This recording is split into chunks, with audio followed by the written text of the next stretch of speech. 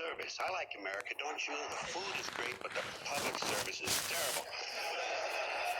Now, folks, a question for you. Do you think it's possible that one of these politicians, whose judgment is so poor that he honestly thinks of himself as serving the nation, might occasionally be expected to indulge in a little patriotism? Huh? What do you think? Well, of course, not only is it possible, it's inevitable, and that's when he's at his very best. That's when he trots out the really good stuff all across this great land of ours. The greatest nation on earth, the greatest nation in the history of the world. And in times of military crisis, you can be sure that someone in a suit in this town will eventually plant himself in front of a camera and carry on a great deal about the most powerful nation on the face of the earth. Now, normally, during peacetime, the politicians will refer to people in the military as our young men and women stationed around the world. But in wartime, they quickly become our brave young fighting men and women stationed halfway around the world in places whose names they can't pronounce, wondering if they'll ever see their loved ones again.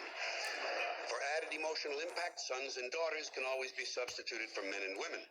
And so I think we can sum this up by saying that where the military is concerned, the extent of a politician's insincerity can be measured by how far around the world our soldiers are stationed and whether or not any of them can pronounce it.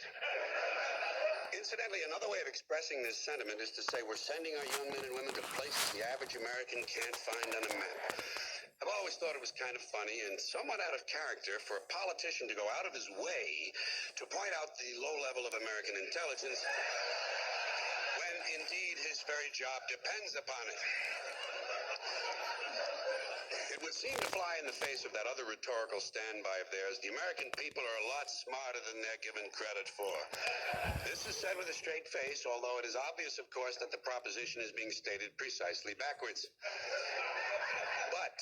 But the politicians, God bless them, or something like that, they're at their most entertaining when they're in trouble. When they're in trouble, their explanations usually begin simply with words like miscommunication.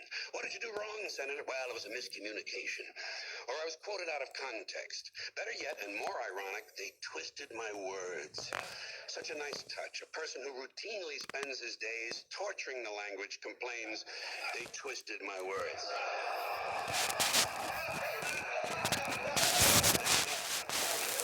Controversy continues to heat up. He moves to his next level of complaint. The whole thing has been blown out of proportion.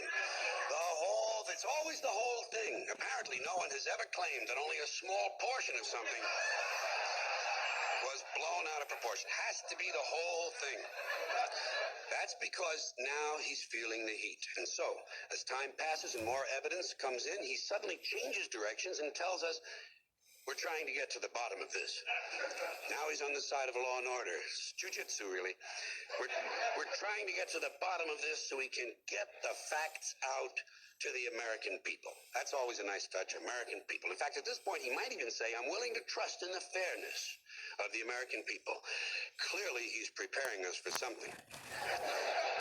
And so, when finally all the facts come out and our subject seems quite guilty, he employs that sublime use of the passive voice, mistakes were made.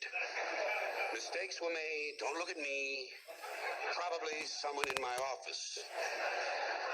Things are moving faster now. Mistakes were made is rapidly overtaken by there is no evidence. No one has proven anything. Eventually I will be exonerated. I have faith in the American judicial system and that certain sign that things are closing in. Whatever happened to innocent until proven guilty?